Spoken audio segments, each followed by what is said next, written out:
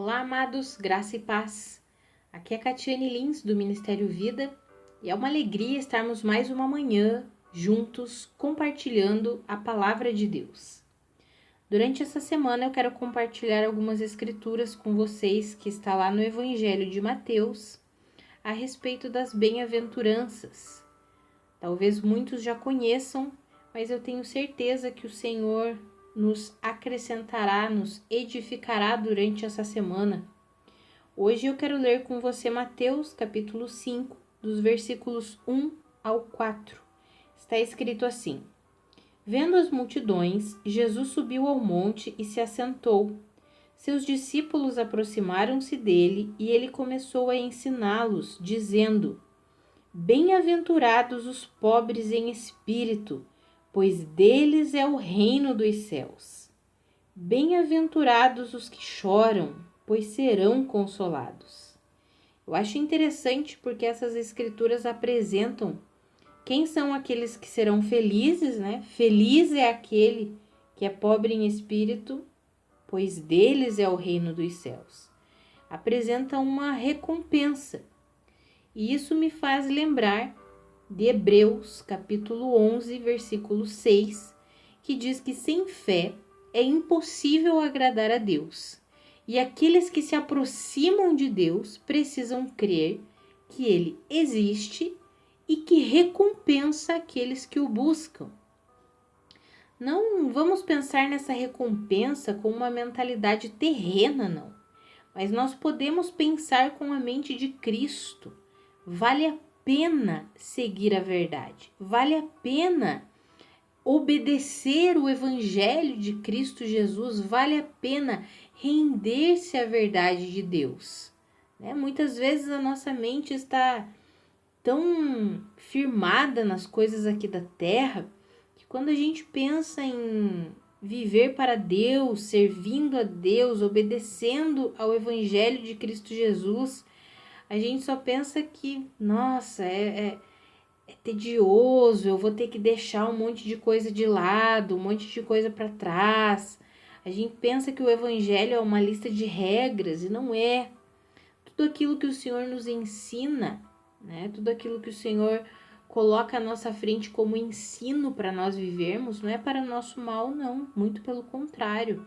É para o nosso bem, e é por isso que eu gosto dessas escrituras que eu estou compartilhando aqui com vocês, porque nós vemos que às vezes não é tão fácil assim ser pobre em espírito, não é tão fácil assim, nós veremos na sequência ali, os humildes, os que têm fome e sede de justiça, e aí nós pensamos, mas viver esse estilo de vida não é tão fácil, mas existe uma recompensa, existe algo que Deus nos recompensa por vivermos em obediência a Ele, a sua palavra, a sua verdade.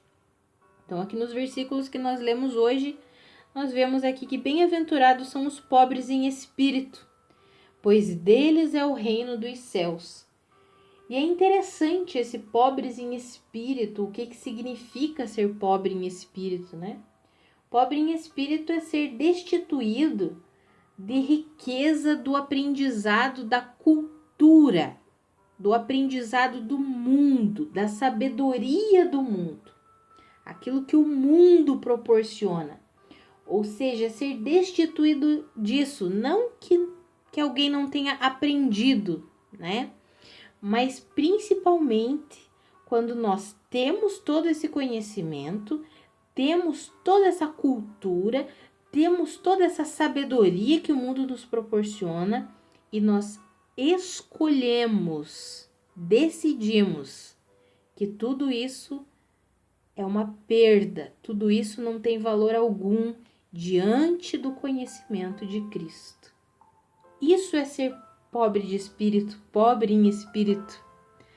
Reconhecemos que o verdadeiro alimento para o nosso espírito é Jesus Cristo, é a verdade de Deus, é a palavra de Deus. Um exemplo vivo disso é o apóstolo Paulo. Quando ele descreve lá em Filipenses, no capítulo 3, que ele tinha muitas razões para crer nele, na carne, na confiança em si mesmo. Ele diz assim: olha, se alguém pensa que tem razões para confiar na carne, eu ainda mais. Porque eu fui circuncidado no 8º dia de vida, fui pertencente ao povo de Israel, à tribo de Benjamim, verdadeiro hebreu, quanto à lei era fariseu, quanto ao zelo fui perseguidor da igreja, quanto à justiça que há na lei eu fui irrepreensível.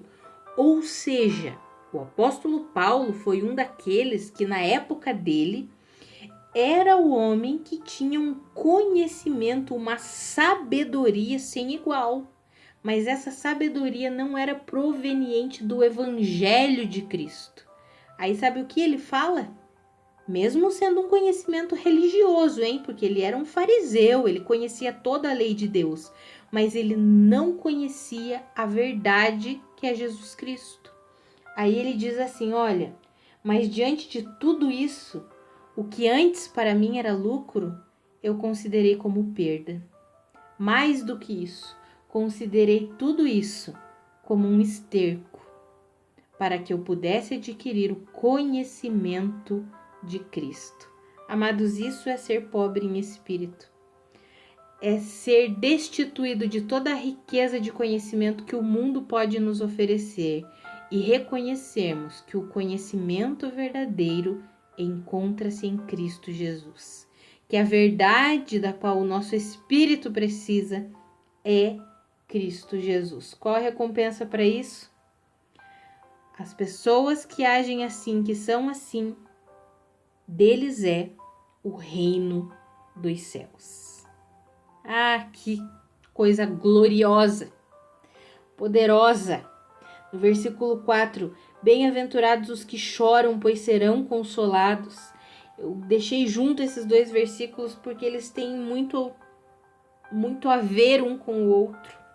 Quando nós realmente reconhecemos que a única verdade que o nosso espírito precisa é Jesus Cristo, pode ter certeza que muitas vezes nós precisamos chorar. Por quê? Porque nós começamos a depositar a nossa plena confiança em Cristo Jesus. E muitas vezes nós somos incompreendidos e aí precisamos chorar porque confiamos na suficiência de Cristo, porque somos pobres em espírito, mas nós seremos consolados. Amados, a minha oração por mim e por você hoje é que nós possamos ser genuinamente pobres em espírito e possamos chorar. Pobres em espírito porque o conhecimento que o mundo nos dá não é o que desejamos. Pobres em espírito porque depositamos toda a riqueza que precisamos em Cristo Jesus. E choramos por quê? Porque muitas vezes somos incompreendidos por causa disso, mas sabemos que em Deus seremos consolados. Que a graça e a paz de Cristo sejam multiplicadas sobre a sua vida. Um grande abraço.